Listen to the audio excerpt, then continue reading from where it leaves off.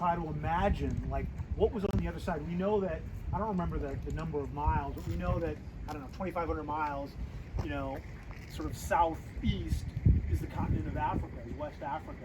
And that's where all of the folks, that's where my ancestors came from. And I would gaze and I would just try to imagine. And then a couple of years ago, I actually had an opportunity to go. And I went to Sierra Leone on West Africa, right on sort of the Horn there. And I went to a spot called Bunce Island, B-U-N-C-E Island. And it is, historians say it is the most important site of African American history outside of the United States.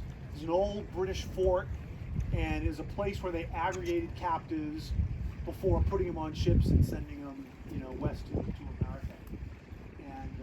And I got a chance to stand on this stone jetty. I did my DNA test and found that my ancestors came from Sierra Leone, so I stood on this jetty knowing that a couple of hundred years ago, my last sort of African ancestor took their last steps on that continent right where I was standing.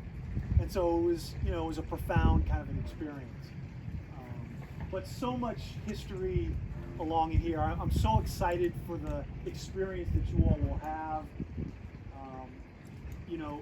Charleston is now kind of a small to mid city. It's a city that's based in kind of historic tourism. But in colonial times, again, this was the largest wharf in the colonies, and in part, that was the sort of the platform that allowed Charleston to be the richest city in America. Not New York, not Philly, not Washington, not DC, Charleston, South Carolina. For a century, for over 100 years, this was the capital, sort of economic capital of America. Why? Because of slavery, and more specifically because of rice. There was no real rice industry in this country until enslaved Africans from places like Sierra Leone on the west coast of Africa brought with them this technology of how to create these really intricate locks and dams and sort of leverage the tides to flood these rice fields and all that. And that created what really was the first source of American wealth. There was wealth that came from Europe, but rice was really the first kind of American cash crop, so to speak, well before cotton or anything like that. So really, really important space. And then, I also kind of very much resonate with this space because of my great-great-grandfather. Robert Smalls, as I guess if you read the book, he was employed on this side wheel steamer called the Planter. He was the pilot. He sort of sailed the boat around. He knew all the ins and outs of these areas. And on May 12th, 1862, he got his wife, my great-grandmother Elizabeth, and the rest, his family and the crew and their families. They had concocted this plan, and they sailed out to freedom. Robert knew all the passcodes. There were 5 forts that he had to sail past, and he had to know the passcode, the whistle, and he expertly, sort of executed all that and sailed to freedom. And again, as I mentioned a little bit earlier, I often think it's one thing to know how to sail a big boat in complete darkness, right? It's another thing to do that in complete darkness, knowing that if you fail, you will die. They had lined the bottom of the boat with dynamite, and they knew that if they had gotten caught, that they would be not just executed, but in a particularly kind of violent and egregious way as an example, for other people not to try to do something like that. So they lined the bottom of the boat, and they said if they were caught, if something went wrong, they were going to blow up the boat and, of course, themselves with it.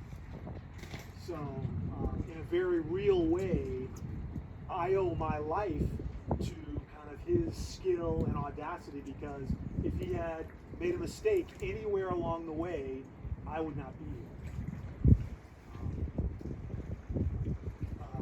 And you all also know that, you know, during Robert came back after he sailed to freedom, he came back to fight in the war, became the first African American to command a United States naval vessel, became the captain of the Planter, fought in 18 battles. After the war, went back to Beaufort, a little bit south of here, was elected to the South Carolina legislature, to both the House and then to the Senate.